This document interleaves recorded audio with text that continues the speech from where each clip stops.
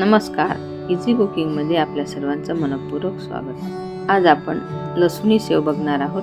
त्यासाठी इथे आपण एक मोठी वाटी लसूण घेतलेला आहे सोलून, अर्धी वाटी जिरे आणि ओवा. आता आपण मिक्सरच्या भांड्यात जिरे, ओवा आणि लसूण याची पेस्ट करणार आहोत. यामध्ये थोडं पाणी घालायचं आणि पेस्ट गाळून घ्यायची. आपण इथे 1 किलो बेसन घेतलेलं आहे. तुम्हाला हवं तर यामध्ये 1 वाटी तांदळाचं पीठ घातलं तरी चालेल.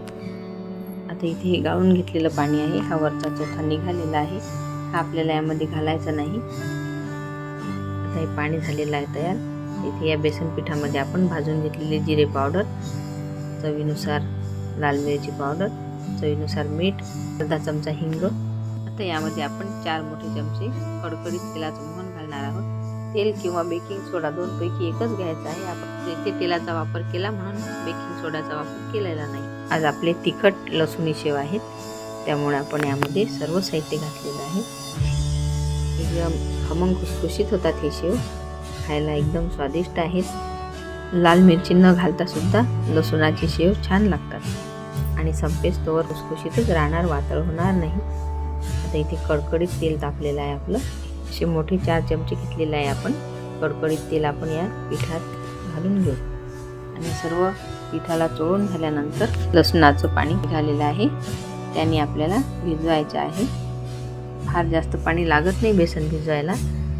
नंतर आपल्याला लागलं तसं दुसरं पाणी घ्यायचं आणि असा फार घट्ट गोळा नाही करायचा, असा थोडा सैलच ठेवायचा. म्हणजे टाकायलाही सोपे होते आणि शेव खूप छान येतात.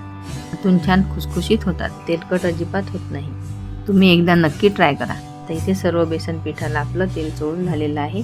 रंगसुद्धा छान आलेला आहे सर्व मसाले घातल्यामुळे. तर लसणाचं पाणी आणि साधं पाणी घेऊन आपल्याला हे पीठ भिजवून घ्यायचं आहे. बेसन पीठ भिजवायला फार पाणी लागत नाही, त्यामुळे थोडं थोडं घालायचं. पिठाचा वाससुद्धा छान खमंग आलेला आहे. सर्वच मसाले यामध्ये छान मिसळलेले आहेत. आता आपण पाणी घालून छान गोळा करून घेऊ याचा. नंतर आपला जो साचा आहे त्यामधले एक मोठा आहे आणि एक छोटा आहे आकार. आपण दोन्ही आकाराचे शेव बनवून घेणार आहोत.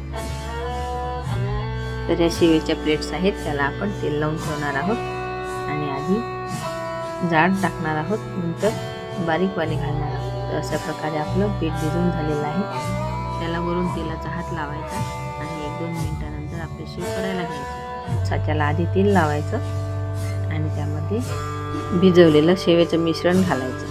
नंतर आपलं तेल तापलेलंच आहे. फार कडकडीत नको तेल. आता हे लगेच उलटायचे नाहीत. टाकल्यानंतर त्याचे बुडबुडे थोडे कमी होऊ द्यायचे तेलाचे, नंतरच उलटायचे. तोपर्यंत हे उलटायचे नाहीत. नुसतं मीठ, हळद आणि लसणाचं पाणी घातलं तरीसुद्धा शेव खूप अप्रतिम बनतात. परंतु आज आपण इथे तिखट लसूणी शेव बनवलेले आहेत. शेव तयार व्हायला फार वेळ लागत नाही. छान खमंग तळून घ्यायचे. शेव दोन्ही बाजूने तळून झालेले आहेत. आता आपण काढून घ्यायचे. आता दुसरे टाकून घेऊ. तेल थंड झालं असेल तर गॅसची फ्लेम थोडी वाढवायची. हे आपले जाड काढून झालेले आहेत. आता आपण थोडे बारीक आहेत आकाराने, ते काढून घेणार आहोत. तर आता ती बारीकवाली प्लेट लावायची साच्याला आणि त्यामधून हे बारीक शेव पाडून घ्यायचे. आपण ते जिरे आणि ओवा बारीक करून गाळून घेतलं, ते यामुळेच की हे बारीक साच्यामध्ये अडकतात. बारीक साच्यामध्ये अडकू नये म्हणून आपण मिक्सरमध्ये फिरवून त्याची पेस्ट केली आणि ती गाळून घेतली. आपल्या शेवेला खूप छान स्वाद लागलेला आहे लसूण आणि तिखटचा. असे झणझणीत असे मसाला शेव आपले तयार झालेले आहेत. थोडे बारीकसुद्धा तयार झालेले आहेत. रेसिपी आवडल्यास लाईक, शेअर आणि कमेंट्स जरूर करा. रेसिपी बघितल्याबद्दल धन्यवाद. पुन्हा भेटू अशाच नवीन रेसिपीसोबत. तोपर्यंत नमस्कार.